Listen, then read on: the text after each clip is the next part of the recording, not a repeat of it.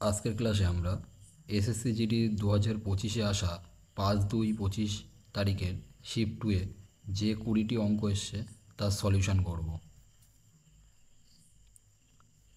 প্রথম অঙ্কটাই বলেছে, যদি ঘনকটির দৈর্ঘ্য দ্বিগুণ, উচ্চতা অর্ধেক এবং প্রস্থ 3 গুণ করা হয়, সরি এখানে ঘনক হবে না, এখানে হচ্ছে আয়তঘনক হবে। তাহলে এখানে ঘনক হবে না, এটা আয়তঘনক হবে। তাহলে কি বলল, আয়তঘনকের দৈর্ঘ্য প্রথমে ছিল এল, সেটাকে দ্বিগুণ করা হলো, তাহলে 2L হলো। তারপর উচ্চতা অর্ধেক করা হলো, উচ্চতা এইচ ছিল, তার অর্ধেক করলে h/2 হয়। এবং প্রস্থ 3 গুণ করা হলো, প্রস্থ মানে বি, সেটা 3 গুণ মানে 3b করা হলো। তাহলে আয়তন কত হবে? তাহলে আয়তনের সূত্র হচ্ছে দৈর্ঘ্য গুণ প্রস্থ গুণ উচ্চতা। তাহলে শুরুতে যেটা ছিল তাহলে LBH হবে, আর পরে কত হবে? 2L গুণ 3b গুণ h/2 হবে। তাহলে এই 2 2 কেটে গেলে কত হচ্ছে? 3LBH। শুরুতে ছিল LB, পরে হলো 3LB, তাহলে কত বাড়লো? 3 গুণ বাড়লো। তাহলে আয়তন 3 গুণ অর্থাৎ 3b হবে। তাহলে ভি সমান সমান যদি এটা হয়, তাহলে এটা 3b সমান সমান হবে। তাহলে উত্তর হচ্ছে অপশান 3। অঙ্কটা কী বলেছে? সরল করতে। তাহলে 8 দিয়ে 32 কাটলে কত হয়? 4 8 32। তারপরে এখানে যদি 3 আর 3 গুণ করা হয় 9, আর 3 4 12, 12 থেকে 9 বাদ দিলে কত হয়? 9 আর 3 12।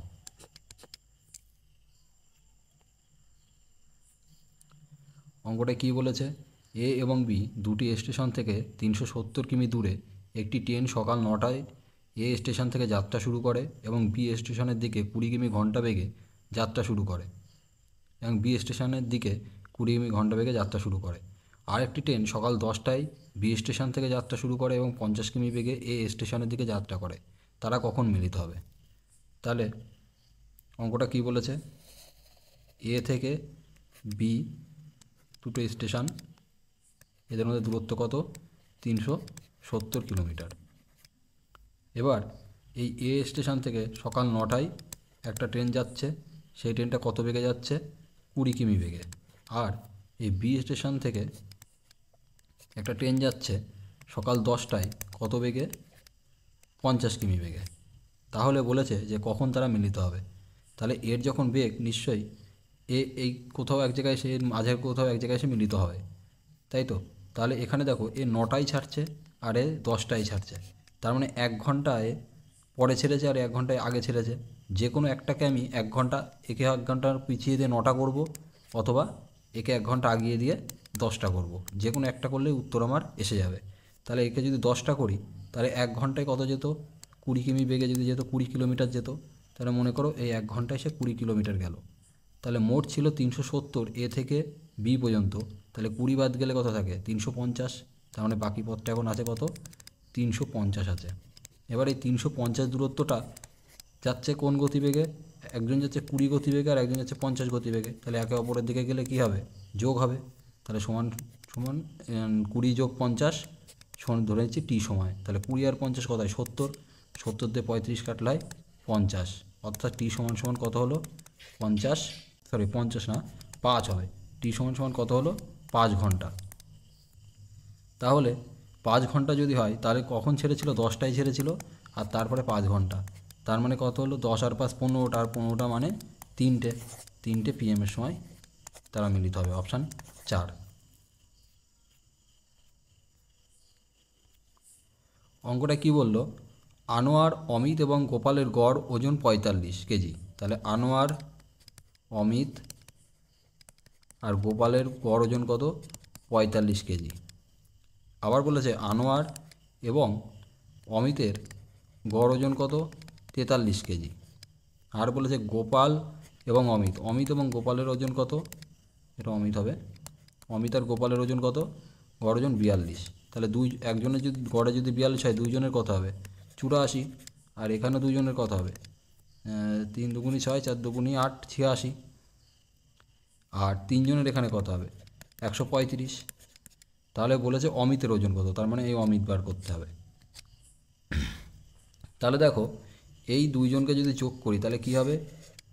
আনোয়ার 2 অমিত আর গোপাল হবে। তাহলে যোগ করলে কত হয়? 8 8 16 আর 10 170, তাই তো? তাহলে এখানে এই ইকুয়েশানটা আর এই ইকুয়েশানটা এই দুটোর মধ্যে যদি বিয়োগ করি, এইটার থেকে এইটা বিয়োগ করছি, তাহলে কত হবে? এই অনোয়ার আর গোপাল কেটে যাবে, আর অমিত এখানে একটা এখানে দুটো, তাহলে একটা অমিত পড়ে থাকবে। আর এখানে কত আছে? 135 আর 170, তাহলে 170 থেকে 135 বাদ দিলে কত হয়? 170 থেকে 135 বাদ দিলে হয়ে যাবে 5, 13 রেখে 14 হলে কত হয়? 335। তাহলে অমিতের ওজন না বয়স? ওজন কত? ওজন হচ্ছে 35, অপশান 4। এটা কি বলেছে? একটা সরল। 44কে 4 দিয়ে কাটলে কত হয়? 11। 8 দিয়ে কাটলে কত হয়? 6 8 48। তাহলে এখানে কত হলো? 11 গুণ 6 যোগ 21/5, আর 5 7 থেকে 2 বাদ দিলে কত হয়? 5। তাহলে 5 5 কেটে যাবে। তাহলে এখানে 21 আর 6 কত হবে? 27। তাহলে 11 গুণ 27 মানে 7 2 9, অপশান 4। অঙ্কটা কী বলেছে? একজন ডিলার ক্রয় মূল্যের চেয়ে 20% বেশি মূল্যে নির্ধারণ করে এবং 20% ছাড় দেয়, তার শতাংশ লাভ কত বা ক্ষতি কত? তাহলে কি বললো? তো বলছে, আমরা জানি যে সিপি বাই এমপি সমান সমান হচ্ছে 100 minus D by 100 plus P. তাহলে কি বলেছে? যে একজন ডিলার 20% দাম বাড়িয়ে রাখে, তার মানে 100 টাকার জিনিস সে কত করে রাখে? 120 করে রাখে। আবার তারপর আবার ডিসকাউন্ট দিয়ে দেয় 20%, অর্থাৎ 100 টাকার জিনিসে 20% ডিসকাউন্ট দিচ্ছে। আর প্রফিট কত হবে সেটা বার করতে বলেছে। তাহলে 100 থেকে 20 বাদ দিলে 80 হবে। তাহলে এখানে আমি কেটে 80 একবারে লিখলাম। তাহলে এই শূন্য এই শূন্য, এই শূন্য এই শূন্য কেটে দিলাম। তাহলে 12 আর 8 গুণ করলে কত হয়? 96। তাহলে 100 প্লাস পি সমান সমান হয় হচ্ছে 96। তাহলে পি সমান সমান কত হচ্ছে? 96 মাইনাস 100 করলে -4, অর্থাৎ 4% লস হয়ে যাচ্ছে, অপশান 3। অঙ্কটাই বলেছে অমিত 5,400 টাকা এবং গোপাল 9,400 টাকা বিনিয়োগ করে বার্ষিক সরল সুদের হারে। 6 বছরের শেষে যদি গোপাল অমিতের চেয়ে 960 টাকা বেশি সুদ পায়, তাহলে বার্ষিক সুদের হার কত? তাহলে কি বলছে? অমিত ইনভেস্ট করছে কত টাকা? 5,400 টাকা। আর গোপাল ইনভেস্ট করছে কত টাকা? 9,400 টাকা। হলো। এবার এরাও 6 বছর হারে, এও 6 বছরের জন্য, এও 6 বছরের জন্য। এবং গোপাল নাকি বেশি পাচ্ছে। কি বলেছে? গোপাল অমিতের চেয়ে 960 টাকা সুদ বেশি পাচ্ছে। কত টাকা? 960 টাকা সুদ বেশি পাচ্ছে। কেন বেশি পাচ্ছে? কারণ এ 5,400 ইনভেস্ট করেছিল আর 9,400, তাহলে ইনভেস্টকে কত বেশি করেছিল? 4,000 টাকা। তাহলে যে 6 বছরের জন্য 960 টাকা সুদ পাচ্ছে, তাহলে 1 বছরে কত পাবে? 6 দিয়ে ভাগ। আর কত টাকার জন্য পাচ্ছে? 4,000 টাকার জন্য পাচ্ছে, আর 100%-এর জন্য। তাহলে এখানে যদি এই দুটো শূন্য এই দুটো শূন্য কাটি, এই শূন্য এই শূন্য কাটি, 4 দিয়ে কাটলে 4 দুগুণে 8, 4 4 16, আর 6 দিয়ে কাটলে কত হবে? 4 6 24, অর্থাৎ 8 সমান সমান কত বেরোলো? 4%, অপশান 2। অঙ্কটাই বলেছে একজন দোকানদার তার পণ্য ক্রয় মূল্যে বিক্রি করার প্রতিশ্রুতি দেয়। বলছে যে কি 1 টাকায় কিনে আমি 1 টাকায় বিক্রি করছি, সেটাই বলছে। তবে সে এমন একটি ওজন ব্যবহার করে যার ওজন আসলে লেখা ওজনের চেয়ে 21% কম। তার মানে 21% কম, তাই তো? তাহলে 21% কম বলেছে, তাহলে 100 থেকে 21% কম বলেছে। তাহলে বলছে যে আমি 100 দিচ্ছি, কিন্তু 21 কম দিচ্ছে। তাহলে দিচ্ছে কত? 9 3 হলে 79, তাহলে 79 দিচ্ছে। তাহলে বলছে 100 দিচ্ছি, আর দোকানদার অরিজিনাল যাচ্ছে তার কাছ থেকে 79। তাহলে কত লাভ ক্ষতি হচ্ছে দেখি? 79 থেকে 100 যাচ্ছে, তাহলে নিশ্চয়ই 21 টাকা তো লাভ হয়েই যাচ্ছে। কত টাকার উপরে? 79 টাকার উপরে। আর 100তে কত? এই অঙ্ক সেম অঙ্ক আগে শিফটেও করিয়েছে, আগের কোনো একটা শিফটে ছিল। তাহলে এটা যদি গুণ করি তাহলে কত হবে সেটাই বার করব। তাহলে 5 9 45 আর 6 হবে না, 7 9 63 আর 7, 8 9 72 আর 2, 6 9 54 আর 6, অপশান হবে হচ্ছে 26 পূর্ণ 46 পূর্ণ 79%, এইটা হবে। কীভাবে হলো সেটা আমি আগের কোনো ভিডিওতে দেখিয়েছি, আগের ফার্স্টের থেকে প্রথম থেকে ভিডিও দেখতে থাকবা, তাহলে দেখবা কীভাবে দেখিয়েছিলাম হচ্ছে ইউনিট ডিজিট। দেখো 6 আর 9 গুণ করলে 54 হয়, 54 আর 6 কত হয়? 0 হয়। তাহলে এখানেও তাই 1 সাথে 0 গুণ করলে 0 হচ্ছে, তাহলে আমার 0ই আনা দরকার, আর বাকি অপশানগুলো একটাতেও আসবে না। অঙ্কটায় কী বলেছে? দুটি সংখ্যার লসাগু এবং গসাগু যথাক্রমে 168 এবং 6। যদি একটি সংখ্যা 6 হয় তাহলে অন্য সংখ্যা কত হবে? তাহলে কি বলেছে? লসাগু কত বলেছে? লসাগু বলেছে হচ্ছে 168। গসাগু কত বলেছে? গসাগু বলেছে হচ্ছে 6। এবং একটি সংখ্যা ফার্স্ট নাম্বার বা 1 নাম্বার বলা আছে কত 24, তাহলে অন্য সংখ্যা, তো সেকেন্ড নাম্বারটা কত হবে? তাহলে আগেও এই অঙ্ক করিয়েছি যে একটা গসাগু যদি 6 হয় তাহলে একটা নাম্বার 6x একটা 6y হবে, আর তাহলে সেকেন্ড নাম্বারটা ফার্স্ট নাম্বার 6-এর মাল্টিপিল, সেকেন্ড নাম্বারও 6-এর মাল্টিপিল হবে, আর 6-এর মাল্টিপিল একমাত্র 42 আছে, 6 7 42, তাহলে উত্তর আমার অপশান 3 হবে। অঙ্কটায় কী বলেছে? 8,400 টাকা রাম, শ্যাম ও কার্তিকের মধ্যে 8:, কত 4:8:3 অনুপাতে ভাগ করা হয়েছে। এটা রাম, শ্যাম আর কার্তিকের মধ্যে কত টাকা? 4,800 টাকা। তাহলে এইগুলোর মোট যোগফলই হচ্ছে এত টাকা দেওয়া আছে। জানতে চেয়েছে কি শ্যামের কত টাকা, শ্যাম কত টাকা পেয়েছিল, শ্যাম কত ইউনিট, 8 ইউনিট পেয়েছে। তাহলে কত মোট 8 আর 4 12 আর 3 15, 15-এর ভ্যালু এত দেওয়া আছে আর 8-এর ভ্যালু কত এটা বার করলেই হয়ে যাবে। তা 15 দিয়ে কাটলে 3 15 45, 45 হলে কত হয় 3, 15 দুগুণি 30, 0, তাহলে কত হলো 32, 0 গুণ 8, তাহলে গুণ করলে কত হয় 0, 8 দুগুণি 16, হাতে 1, 3 8 24, 8 25, তার মানে উত্তর হলো হচ্ছে অপশান 2।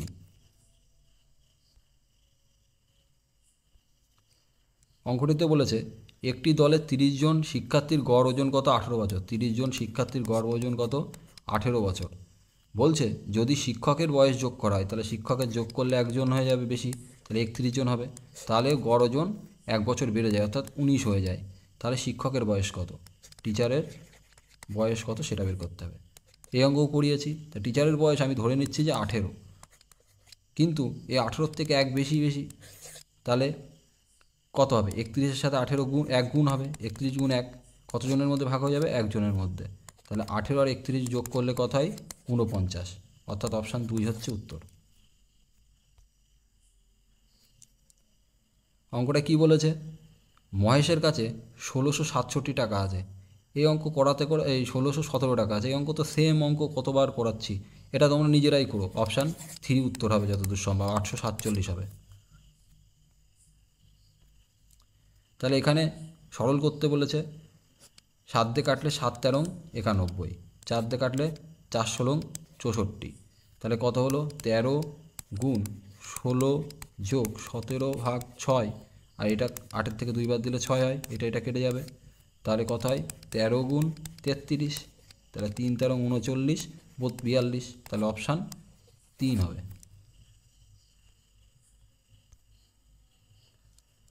অঙ্কটাই বলেছে একটি শার্টের দাম প্রথমে 15% বৃদ্ধি করা হলো, তারপর 12% হ্রাস করা হয়, আবার 8% বৃদ্ধি করা হয়, শার্টের দামের নেট বৃদ্ধি কত?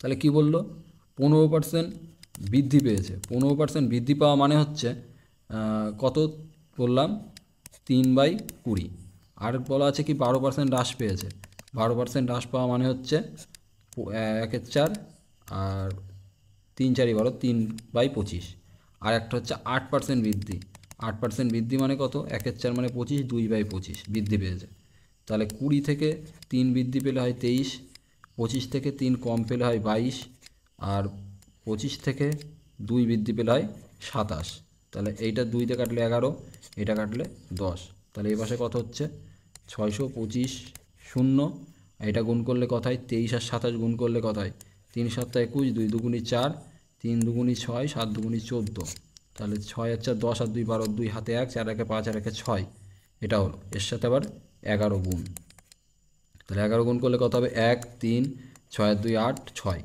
তাহলে 6,250 টাকার জিনিস যদি এত টাকায় বিক্রি করে ক টাকা লাভ হচ্ছে, তাহলে 6,250 বাদ দিলে কত হয় 1, 8 আর 5 13, 2 আর 1 3 হলে কত হবে 5, তাহলে 581 টাকা, কয় টাকার উপরে 6,250 টাকা, 100তে কত, তাহলে 25 দিয়ে কাটলে 4 25 100, 25 25 625, আর দুপাশে 4 দিয়ে গুণ করে দিচ্ছি, তাহলে উপরে কত হলো 16, তাহলে 581 গুণ 16, আর নিচে হচ্ছে কত 1000, তাহলে 16 দিয়ে এটা গুণ করলে কত হয় 16 কে 16, তারপরে 80 আর 48 মানে হচ্ছে 128, হাতে 12, তারপরে 5 16 80, আর 12 কত হবে 92, তাহলে কত হলো 3 ঘর আগে দশমিক বসলে 9.286, 9.286 কী হয়েছিল বৃদ্ধি হয়েছিল, আর 9.286-এ অ্যাপ্রক্সিমেট কত বলতে পারি 9.3,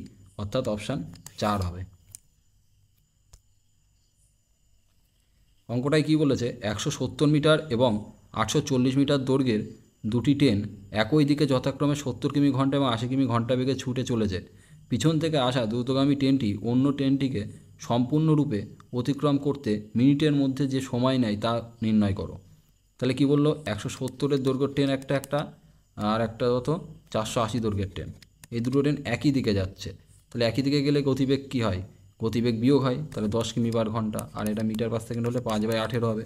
আর আমি ধরে নিচ্ছি টি সেকেন্ডে যাবে, তাহলে এটা যোগ করলে কত হবে, 8 আর সাথে 15, 5 হাতে 1, 4 আর 1 5 আর 1 6, 650 সমান সমান 10 গুণ 5/18।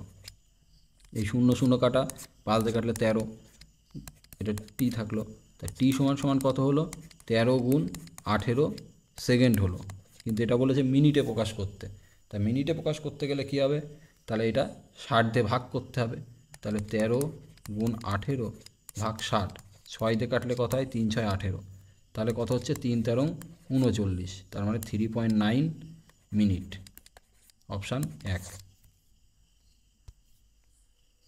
অঙ্কটায় কি বলেছে, যদি F1 আর F2 যথাক্রমে এত এত এবং এত এত চতুর্থ সমানুপাতি হয়, তার মানে বলতে যাচ্ছে যে 2-এর 7, 2-এর 7, 7-এর 12 আর 8 এর চতুর্থ সমানুপাতি কত, F1। আবার 5-এর 6, 4-এর 3 আর 10 এর চতুর্থ সমানুপাতি কত, F2। তাহলে F1 আর F2 কত হবে। তাহলে আমরা এখান থেকে কি পাই, যে আমরা জানি যে এই দুজনের গুণফল আর এই দুজনের গুণফল সমান হয়, তাহলে সেটাই করব। 2 গুণ F1 সমান সমান 7-এর 12 গুণ 8, এটা করব। আবার একইভাবে এটার থেকে কি করব, 5-এর 6 গুণ F2 সমান সমান 4-এর 3 গুণ 10 করব। তাহলে এখান থেকে F1 কী পাচ্ছি, 2 দিয়ে যদি 8 কাটি 4 হবে, তাহলে F1 সমান সমান পাচ্ছি যে 7 গুণ 7 গুণ 4/12। আর এখানে কত পাচ্ছি, কত আছে এখানে 5, 5 দিয়ে 10 কাটলে কত হয় 2, তাহলে F2 সমান সমান পাচ্ছি হচ্ছে কত, 6 গুণ 4 গুণ 2/3। তাহলে এদের অনুপাত বার করতে বলেছে। তাহলে এইটাই যদি এখানে লিখি, তাহলে দেখো এখানে কত আছে, 7 গুণ 7 গুণ 4, আর এখানে হচ্ছে 12, আর এখানে আছে হচ্ছে 6 গুণ 4 গুণ 2/3। তাহলে 3 দিয়ে 12 কাটলে কত হয় 4, 4 4 কেটে যায়, আর কাটে, তাহলে এখানে 49, এখানে হচ্ছে কত 49, আর এখানে হচ্ছে কত 6 দুগুণি 12, 4 12 48, তাহলে 49 48, অপশান 3 উত্তর। অঙ্কটায় কি বলেছে, একটি জেলায় জনসংখ্যা 3,69,000 রয়েছে, তার মধ্যে 1 লাখ এত হচ্ছে মেল, আর 45% পপুলেশান শিক্ষিত এবং 45% মেল হচ্ছে শিক্ষিত, তাহলে ফিমেল কত হবে, তাই তো 45%ই হবে। দেখো কিভাবে বললাম,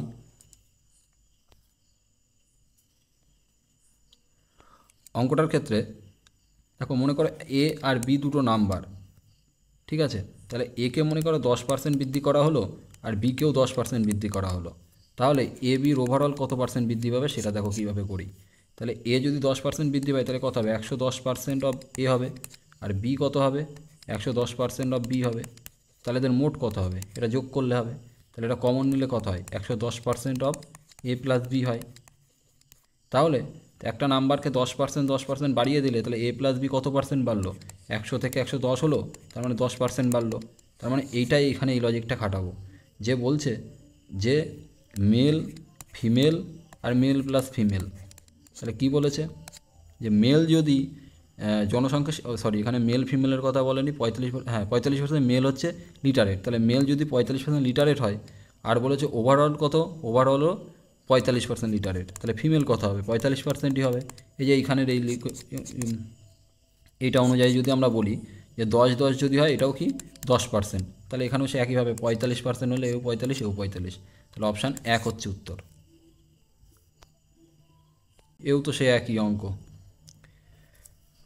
এটাও তোমরা নিজেরা করবা, না হলে পরে কোনো একটা ভিডিওতে আমি সবগুলো অঙ্ক এই টাইপের একটা ভিডিও করে দেখিয়ে দেবো। অঙ্কটাই বলেছে একটি নির্দিষ্ট কাজ করার জন্য এ এবং বি পর্যায়ক্রমে কাজ করে এবং বি প্রথম দিন থেকে কাজ শুরু করে, এ একা একই কাজ 22 দিনে সম্পন্ন করতে পারে। যদি কাজটি 11.1/2 দিনে সম্পন্ন হয় তাহলে বি একা মূল কাজের 3/4 সম্পন্ন করতে পারবে কত দিনে? তাহলে কি বললো, to do the certain work A and B work on alternate day, মানে এ আর বি অল্টারনেট ডে হিসাবে কাজ করছে, কিন্তু কাজটা শুরু হচ্ছে বি দিয়ে। তার মানে প্রথম দিন বি করছে, তারপরে এ করছে, আবার কি হচ্ছে, বি করছে, এ করছে, এইভাবে কাজ চলছে। তাহলে বলছে যে এ একা কাজটি কত দিনে করতে পারে, একটি কাজ 22 দিনে করতে পারে। তাহলে 22 দিনে একটি কাজ করতে পারে, তাই বলা আছে। এবার বলেছে যদি তারা if the work get complete in 11.1/2 days, মানে এ এবং বি একসাথে যখন কাজটা অল্টারনেট হিসাবে কাজ করছে তখন কাজটা সম্পন্ন করছে 11.1/2 দিনে। তাহলে এখানে কে কাজ প্রথমে করছিল, বি আর এ লিখি তাহলে সুবিধা হবে, বি আর এ। তাহলে আমি ধরে নিচ্ছি যে মনে করো এখানে 10 দিন কাজ হয়েছে। 10 দিন যদি হতো তাহলে বিও 5 দিন করতো, এও 5 দিন করতো, কিন্তু এখানে এখনও 1.5 দিন আছে, তাহলে বি নিশ্চয়ই 6তম দিন করবে আর বাকি হাফ কাজ এ করবে। এটা বি আর এটা এ। তাহলে কত হলো, বি 6 দিনে কাজ করছে আর বি এ হচ্ছে 5.5 দিন, অর্থাৎ 11/2 দিন কাজ করছে। তাহলে এখানে বলা আছে যে 22 দিনে কাজ করে একটি কাজ, তাহলে 11.1/2 দিনে কত করবে? তাহলে 22 দিনে যদি একটা কাজ করে 11.1/2 দিনে 1/22 এটা গুণ হয়ে যাবে, তাহলে 11 দিয়ে 22 কাটলে কত হয়, 2, তার মানে 1/4। তার মানে এ মোট কাজের 1/4 কাজ করছে। তাহলে বাকি যে 3/4 আছে সেই কাজ নিশ্চয়ই এ 6 দিনে করছে, এই 3/4 কাজ এ 6 দিনে করছে, তাই তো। এবার এটা যদি হয় তাহলে একটা কাজ করতে মোট তার কত দিন লাগবে, একটা কাজ করতে মোট তার 3 দিয়ে 6 কাটলে 2 আর 4 দিয়ে গুণ করলে 8 দিন লাগার কথা, কিন্তু সে বলেছে মোট কাজের 3/4 কাজ করছে। তাহলে 8-এর 3/4 করলে কত হয়, 4 দিয়ে 8 কাটলে 2, 3 দুগুণি 6 দিন, অর্থাৎ অপশান 3 হবে উত্তর। তো আজকের ক্লাসটি এ পর্যন্তই। ক্লাসটি ভালো লেগে থাকলে লাইক করবে এবং পরবর্তী ভিডিওর জন্য চ্যানেলটি সাবস্ক্রাইব করবে।